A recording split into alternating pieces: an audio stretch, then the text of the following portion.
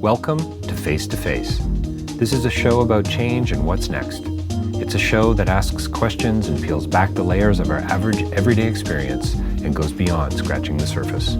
We interview people doing incredible things who are making a difference around the globe. Join me as we listen in and get one step closer to understanding that big ideas shared create collaboration. Collaboration can inspire community, and communities create social change. I'm David Peck, and this is Face2Face.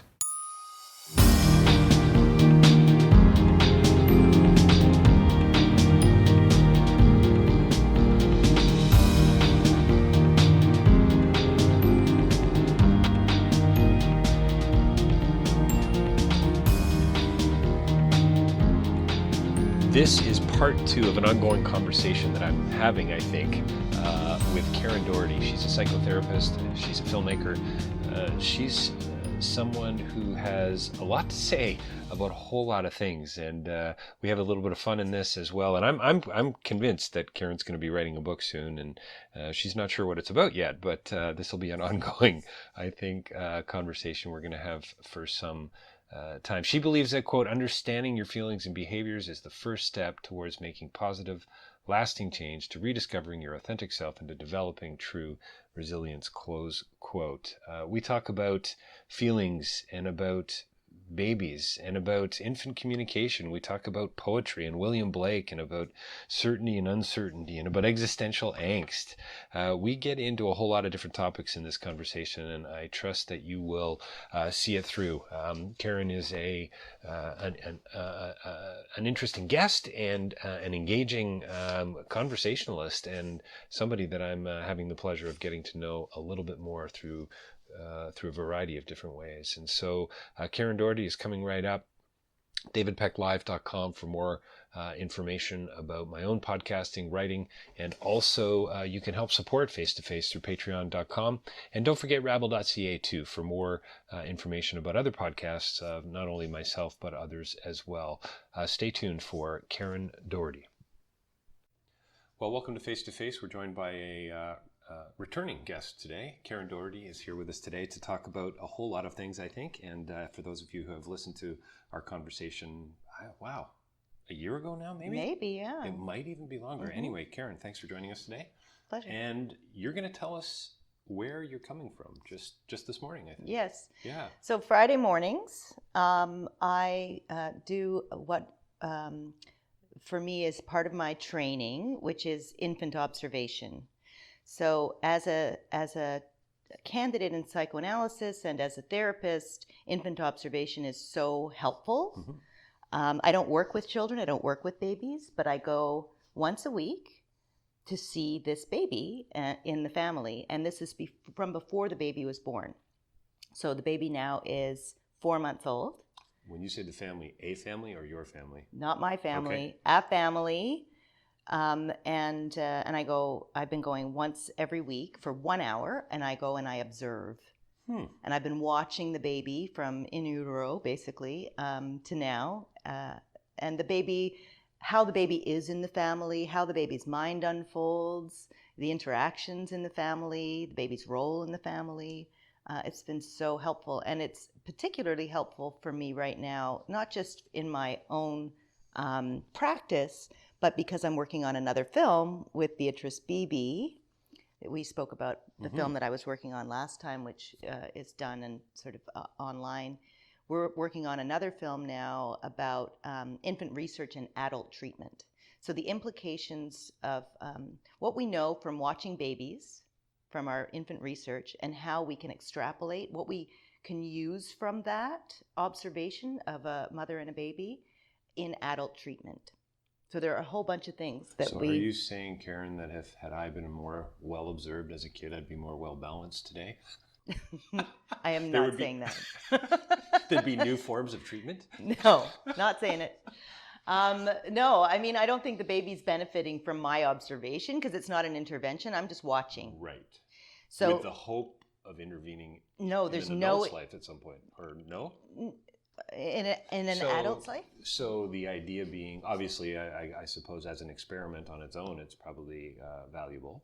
I would imagine the data that you'd probably draw from that. But is the idea that that would then help not this particular person, no, but might help others from this kind of, you say, infant research and adult treatment? Yeah, so basically, it all starts there, right? In the first few months of life, like how we learn to relate, how we learn what the expectations that we come to have of our relationships. It's a great line. It all starts there. It all starts, it does. Yeah, it really does. Yeah. And that's what Beatrice Beebe's work at Columbia shows us. She's been watching mothers and infants interact for 40 years. She's been filming it and then doing the frame-by-frame analysis of the dyadic interactions. And she can predict from 2.5 minutes of face-to-face play, as we discussed, the attachment style of an infant at 1 year, and from 1 year we can predict the attachment style in young adults. So if it's going to be a secure attachment or one of the types of insecure attachment, anxious, or sort of the different types of anxious attachment. So I happen to be observing a very secure family, which is quite delightful for me, and sometimes a bit painful too. To see it go so beautifully and so well. Right. Can be painful. I guess, yeah. As a therapist over the years, I guess you've seen some pretty difficult situations, and you kind of want to almost put that up on the screen for people to watch. I would imagine. Yeah. Say this is, it's so funny. So, have you seen Logan yet? No. I don't know if you're a superhero fan in any way, shape, or form. I am. But Logan is a real shift away, and there is a moment. And now that I've mentioned it, I won't say any more. But there is a moment where there's an aha moment for the Wolverine, and he goes, "Wow, this is what it's meant to be like." It's really, I'm getting shivers actually. Like it's a beautiful moment. This is how it could be. This is how it could be. Which is a moment of mourning. It really is. And it's such an important thing for all of us to do. And that's one of the things we're trying to help our patients do, is sort of mourn the loss, right? Of of the hope that it could have been different, right? That it could be different. And it can be different for people, but the past can't be different, right? The past can't be different. No, you can't. You can't do anything about it. That's for sure. That's what you mean, right? Like you can't go back and change it, is what you're suggesting. You can't go back and change it, but what you can do, really, when I'm talking about the implications of infant research on adult treatment, I'm actually talking about the way that we sit with a patient. It's not so much you're thinking, oh, what happened to this person in their babyhood. That's certainly part of what treatment, but you can't really ever know. What you can, you can find out certain kinds of data, but we're not making a documentary film about the person, right? We're trying to understand what it means for that person to be in a relationship and what goes wrong for them in relationships very often. So really, it's about how to be with someone. So you're thinking about how mothers are with babies and how they tune into their babies. How they hold their babies mentally, how they hold their babies in mind, how they give space, the nonverbal communication, so body language, space, silence, all that stuff, sounds. Those are the things that we learn from watching mothers and babies, because mothers and babies and patients and therapists, right? Therapists and patients have a lot in common in terms of their way of relating. So I think we talked last time about face-to-face, right? With the name of your, and how looking and looking away, which is the subject of the last film that I did, is very important. Like, we need to look away to downregulate. Babies do, and we all do. And it's the only time that you can really kind of keep someone's gaze for longer than a few seconds, 6 to 8 seconds before looking away, is if you're making love or fighting, or if you're a mother with your baby, or if you're a therapist with your patient. So therapists and mothers have that in common. They can look without looking away. Interesting degrees of intimacy. It is about very intimacy. Different contexts. Yeah. Wow. Yeah, it is about intimacy, but also it can be intrusive.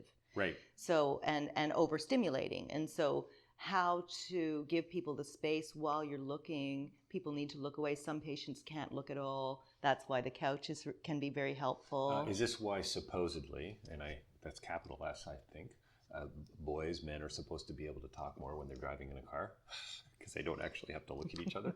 Yes. They're constantly looking away. Yeah, maybe. Yeah. I don't know. I must have read that recently or something. And with my, as my son gets a bit older and my daughter, I mean, it's becoming more, not of an issue, but just more of a highlight, I think, for Elizabeth and I as we try to parent well and try to continue to develop intimacy and dialogue, with our kids, and an openness and an authenticity, I guess, right?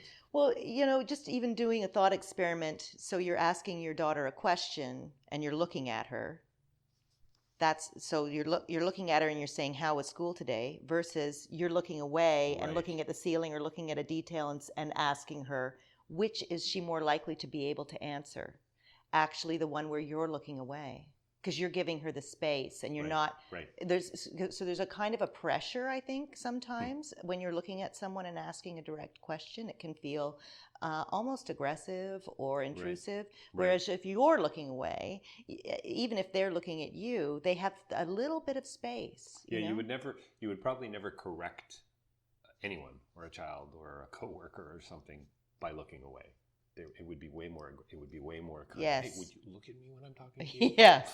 Right? Yeah. Look at me when I'm talking to you is the unspoken thing sometimes when you're looking at someone. Sure. Yeah. So then in this infinite observation, you're learning things about how we behave with others, really, isn't it? Yes. It's I'm seeing a securely attached dyad. In other words, I'm seeing a good mother, good enough mother, who's not overly intrusive with her baby.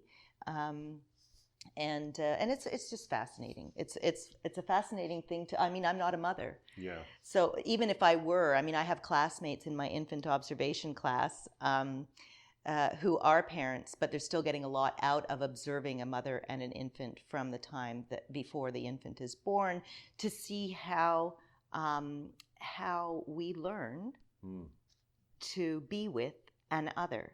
Because it goes both ways, the baby-mother relationship. Of course, it's much more the mother, but the baby also brings stuff to the table. The baby might be an extra sensitive being, like sensorily, or the baby might have, acid reflux or colic, or there are all kinds, or whatever developmental disabilities. So babies bring something to the table, right? And so the back and forth, the dyadic interchange, what are you going to do when I do this? And if the baby can figure it out, if the baby knows what to expect, when I do this, you do this, then you have the beginnings of a securely attached individual. But if they can't predict what the mom is going to do, if I do this, I don't know what mom's going to do, that's the beginning of an insecurely attached dyad. How much of this do you think happens before the baby is born? The whole, listening to music. And, I don't know. The attitudes of the mother, the sense of humor. How is that make a difference? Do you think? You're asking me nature versus nurture. Yeah, I am. That's exactly what I just wrote down. I want to get to nature and nurture. I don't know how much is. And how can we really? We can't, but we know that it's both nature and nurture. Yeah. And we know this from twin studies, where we've got two identical twins raised in totally different homes, in different environments. And yet they have the same proclivities in certain areas, or they move in the same way, or they laugh in the same way, and that can't have been learned from their environment. Right. But how much? Right. I don't know. Yeah. We don't know. Mm-hmm. I think I don't know. Is this a fair sort, not a conclusion, but an observation, I suppose, from your doing an infant observation? It's just for me as a parent and as I hope a thoughtful friend and human being, it really is important to be aware of everything we do. Yeah. I mean, everything counts, right? Every facial expression, every handshake, and every hug of your child. I think that sounds like anxiety to me, what you just said, because it's not everyone that counts. It's the preponderance. Right. It's not. So it's the reason that 2.5 minutes of face-to-face play for Beatrice can predict, the attachment style is because there's so many repetitions in that 2.5 minutes Okay. of certain ways of relating. And so it's not that one traumatic moment or one no or one, temper tantrum by the parent is going to permanently scar the child. It's layers upon layers. It's, many, many, many, many. Mm-hmm. I grew up with my mother used to speak to my brother and I through little signs and notes that were on the fridge, without actually, speaking to us about them, but would put these things up, and we knew that they were really for us. Words of wisdom and warnings and things. Warnings. I think so. But one of them was everything we do affects someone else. And I think was sort of the thought I had, that, be mindful. Be mindful of how we engage with others, how we interact. Yeah, it's so important. Yeah, that every sort of thing matters in a way. Certainly every interaction seems to matter. Even grabbing a coffee at the local Starbucks. Maybe not. I don't know. It can. It can. It can. Yeah. Yeah. So when you say it can, you mean sort of not necessarily relevant. Yeah, I think where my mind is going from what you're saying is, treat others well. You treat others well. Yeah, we're on autopilot so much, right? Right. Fair enough. Yeah. And so, but we can actually have encounters through the day that do make other people feel better and us feel better. Right.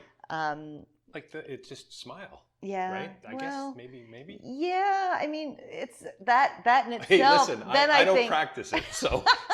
But then I think about all the times, women are told to smile, but no, I think it's be genuine. Yeah. Be present, sure. sort of be as present, much as right. possible. Yeah, know, totally. but don't tell yourself that you need to be present. Right, don't put yes, pressure on yourself. Anxiety. Hence the anxiety. Right. Good. Sort of allow yourself to I'm be. not suggesting you have to always be up or anything like that. In fact, that's frankly a little nauseous for me when you meet folks that are constantly up. Yeah. Well, it's not authentic. It can't be. It can't be. Yeah. It's that when is that a symptom? Right. When is that a defense?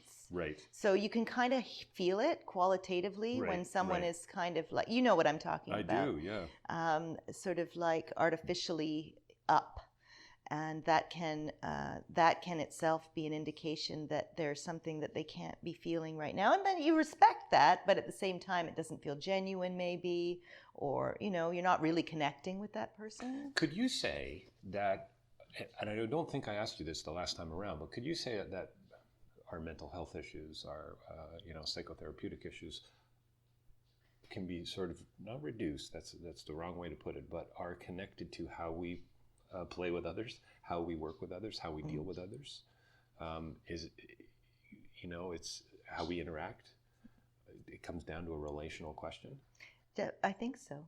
I think it does often come down to how we relate. Relational. I like your word play. Yeah. Actually, I know you were using it playfully. Yes. But I think it is about the ability to play. Yeah. The ability to, I can't remember who said it, but the idea that therapy is kind of bringing someone from a state of not being able to play to being able to play, and it can be that, right? Yeah, I think it all comes down to relationships, I think. Yes. Which then... Including with ourselves. Right. So our relationship with the other, our relationship with romantic partners, our relationship with friends, with family, with the world, with work, and with ourselves. Yeah. So I was with someone very recently who I would describe as totally not self-aware. Mm-hmm. Is that also a part of this conversation for... I don't even know if you would use a phrase like good mental health or balanced. I'm not even sure that... You might say not psychologically minded. Right. But without specifics, I couldn't Right. But that's a phrase that pops into my mind. Yeah, and I use that very, very carefully too, in a sense, because I'm not so sure I'm balanced, right? And I'm not even sure I like the notion of balance in a way, because to me it sort of speaks of mediocrity, on a certain level. It's funny, we were just talking before you turned the microphone on, but we were talking about this book that I picked up, which is Peter Ackroyd's Biography of Blake from a million years ago, but I hadn't read it yet, and I love William Blake, in part because, I mean, this is a man who, was maybe not the picture of what we would consider mental health today, but one of the greatest poets in the English language, in part because he believed that you kind of had to go to another place to be creative. He called it he called it eternity, basically. So we live in generation. Mathematicians live in this other place that's sort of hell. He called it Ulro. He had names for everything. Beulah is this sort of heavenly place where we kind of frolic about in this field. But then eternity is where the poets have to go. And that's sort of like the universe and, kind of like this crazy heavenly place. And he went there. He would go there. It's beyond heaven. It's where all creativity sort of happens, right? Like artistic creativity. Yeah. So normal or balanced is great most of the time, but sometimes we have to go to another place. We have to go to an altered state. We have to dream. We have to play. Yeah. Well, and I wonder too if that's actually where, and I would imagine Blake would agree, where discovery really happens, right? Where leaps forward happen, creatively, disruptions happen. Yeah, creative disruptions, whatever it is, whether it's corporately or in a school setting or writing a poem. You've got to have that sense. I mean, it's the guy I did. Michael Polanyi, I wrote my master's thesis on. He was a scientist who became a philosopher, and I'm sure some of my listeners have heard me talk about him before, but he wrote a book called Personal Knowledge. And the whole idea was that here's this chemist who comes to philosophy late in his life and said, hang on a second here, that's not how we do science. The way we talk about how we do science is not how we do. We do science in a community. We rub shoulders, we rub elbows. We're very inexact. In fact, one of the first articles he ever wrote was called The Value of the Inexact. And that's where discovery happens. When you're not so focused on, say, the experiment. Systematization. Yeah, and you're in the community. He called it conviviality, which I think is a beautiful way to talk about it. That's nice. And we're talking about it, and all of a sudden, okay, I get it. Things come together because I've been living the language and living the life, I guess, as it were. And maybe as human beings, maybe it is really, maybe play is that place. Yes, and I want to just say on behalf of Blake that when he talks about Ulro and sort of mathematicians, that's where they live, he doesn't mean creative mathematicians. He means people who are sort of poring over exactitude, and he's really kind of almost talking about, what we would think of as the most caricatured accountant who's counting money. So that's really what he's talking about. He's saying if you don't give yourself room, if you don't give yourself play, then you're not going to have a good life. That's what he's talking about. Right. Yeah. And is that can we make this really practical now and go work-life balance? It's so funny for me to think of that term in concert with William Blake. Yes, no, it doesn't. Because I don't think he did have work-life balance. Sure he worked all the time. Yeah. But when you're talking about balance, what does it mean for you? And I think that's one of the most important things as a therapist for me is to help people say what they mean by the words that are that resonate for them, because you'll find that people have buzzwords, but it doesn't mean for them what it means for you. Yeah, sure. And so to get people to kind of speak their personal poetry is really important. Nice. And that's really what you're helping people to do, maybe, is to put things into words for what might be the first time, some unformulated experience or something that they don't quite understand, right? That's what you're helping them to do. You spend a lot of time asking questions? No. Absolutely not. You don't. No. Interesting. Okay. And it's funny because we were talking about questions earlier, right? And I said, okay, so we ask Elizabeth, your daughter, a direct question. Right. What does she do? I don't know. Fine. Okay. Whatever. Right? Right. Yeah. But also, questions don't necessarily lead to answers. And answers are not cures for questions.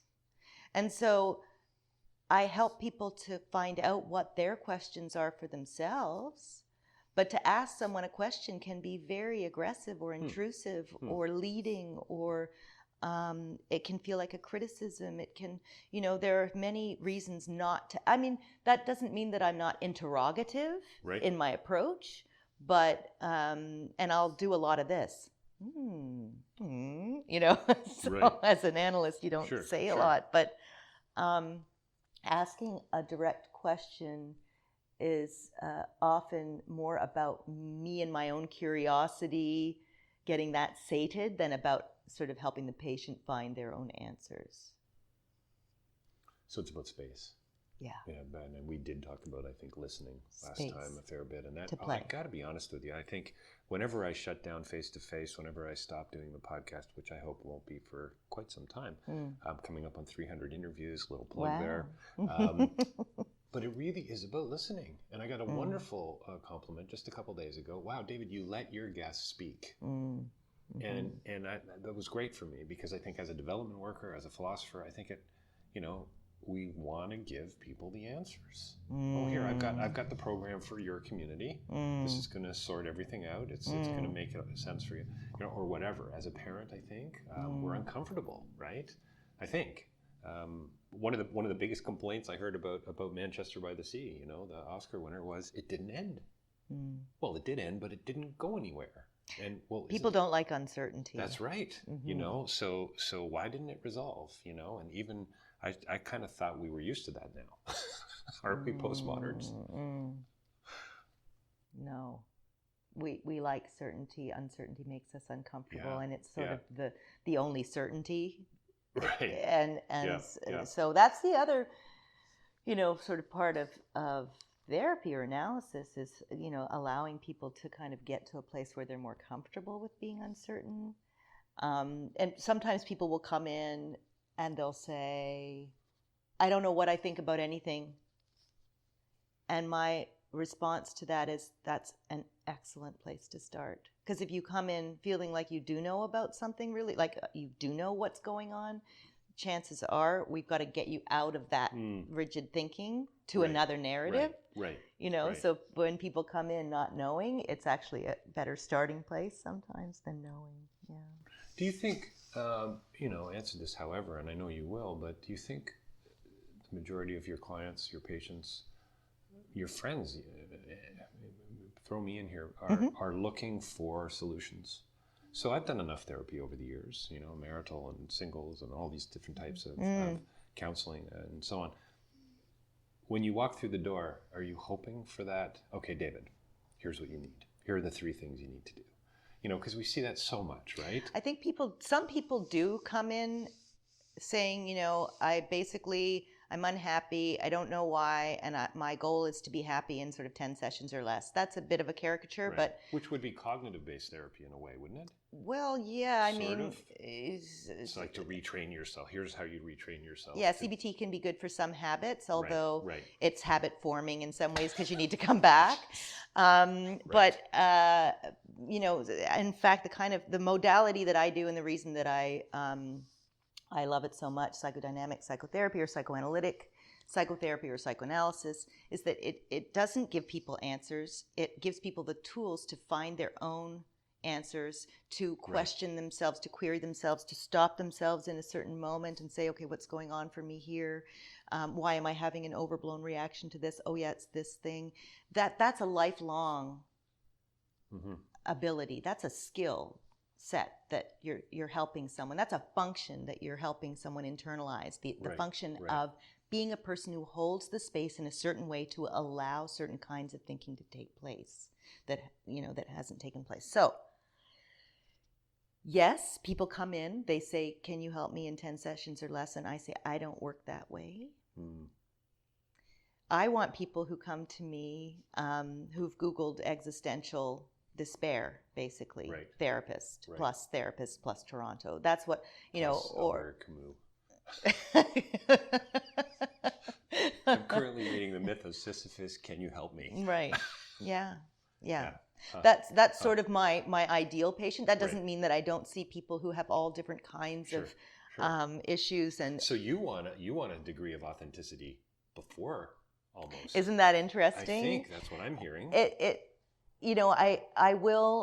I will work with people who maybe aren't as psychologically minded as we're talking about to perhaps help them to become more so. But it's not really my expertise. My expertise is in a certain way of listening to a certain kind of suffering. And so part of the journey for me in becoming a therapist is knowing my own limitations, knowing when it's time to send somebody, because I do free consults. I see people at no charge, and then we will either decide to work together because it feels good, or I will send them to someone who I believe in. Right. Or I will say, you know what, I don't know anyone with that particular area of expertise, so here's what I suggest. And help people. That's where my research background comes in handy, right? Sure. But yeah, knowing my own limitations, knowing the patients who will benefit most from what I bring to the table. Yeah. I think I live a pretty healthy life. I think I'm fairly balanced, whatever that means. And, everyone now knows I don't like the word. But relatively decent family, good family, great family. Active, read, lots of interesting variables in my life. But there's things that really still bother me, from a mental health perspective. I don't like being lonely. I still feel lonely from time to time, right? And so I think what I'm hearing is that that's okay. That's okay. It's totally okay. This is the way kind of it is supposed to be. That's part of human experience. It's part of who we are. So don't come looking for that one book or two books, or you're going to find it you're going to find it through the poetry of William Blake, right? And through conversation and owning pets and things, and also sometimes being alone. And I think that's the other thing that people find helpful about therapy. The kind of therapy that I do is, a lot of people are told from a very early age, maybe not explicitly, but implicitly or non-verbally, that their feelings are bad. So that it's bad to be afraid, it's bad to be sad, it's bad to be mad. Only mommy can be mad. Only mommy can, And so people think, oh my God, I'm sad. It's awful. I have to stop this. It's terrible. Something's really wrong. Yep. As opposed to, okay, our emotions are important data, really important data, to tell us about what's going on in the world around us or in us, and we need them. We want them. We want the full spectrum. We don't want just a little slice, And can you imagine? I know people do, but can you imagine being happy all the time? I mean, I'm just exhausted thinking about it. Funny. And it's not even possible. It's not even possible. I think that sounds like a bumper sticker campaign to me. ... For more information, please call. That's can you imagine being happy all the time? The happiness, anti-happy hotline. Yeah, that's right. Yeah. It's interesting you say, searching existential angst, I'm pretty sure most existentialists would say that a lot of our issues are the fact that we aren't rooted enough in others, right? The whole idea of getting to know ourselves is through others and how we interact. And I don't mean that in a negative way at all. I mean, totally positive, like the mirror, right? And also the look comes into play as well, which is really interesting. Well, and it goes right back to what we learned from babies. And the baby learns what it feels. It learns what's going on inside. It learns who it is, what it is, through the mother's face, through the mother's reflection of itself. So if the mother's facial expression sort of matches, not an exact match, but sort of plays with it's called cross-modal matching, sort of plays with the baby's emotions, or, the woe face that mother gives back to baby when baby's sad. Right. Baby goes, oh, I'm sad. Oh, that's what I'm feeling. And people who haven't had that kind of mirroring have a really hard time being with the other.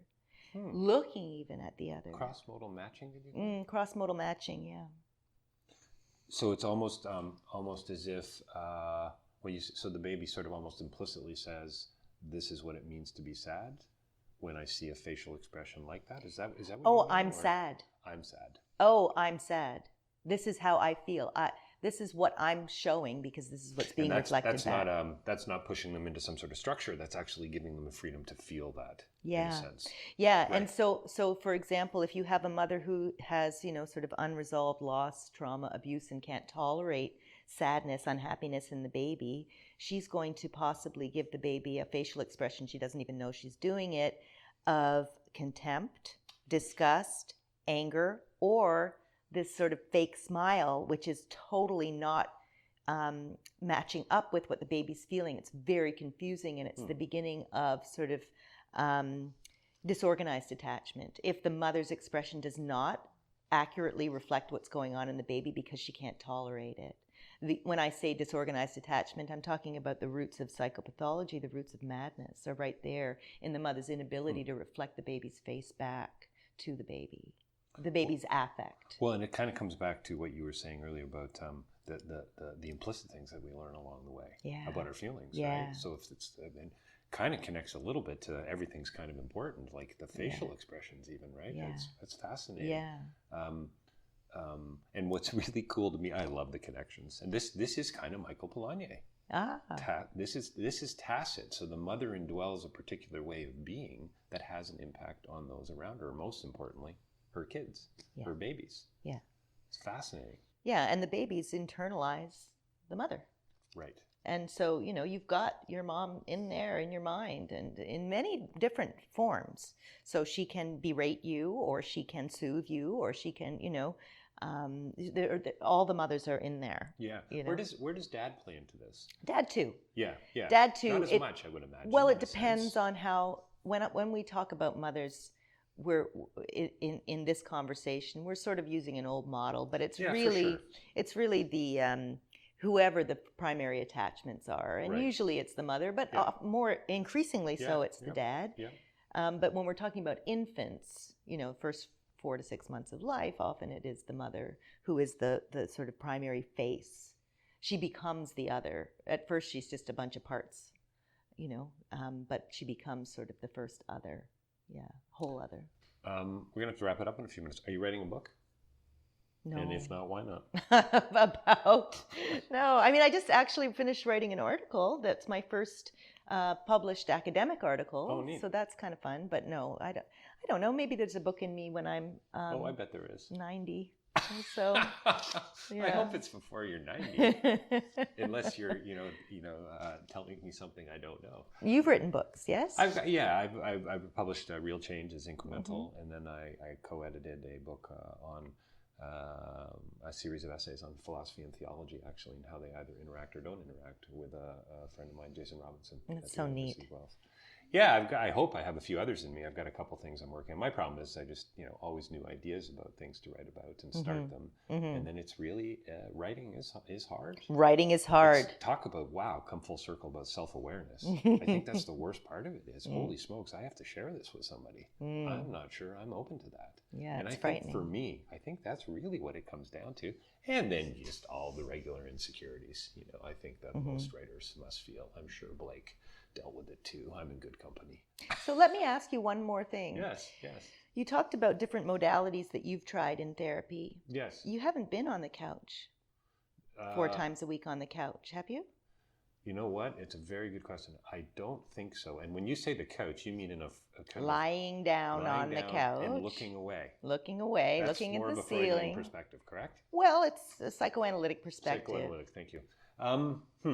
I'd have to think about that. Maybe with a hypnotherapist that I saw 30 years ago in my early 20s.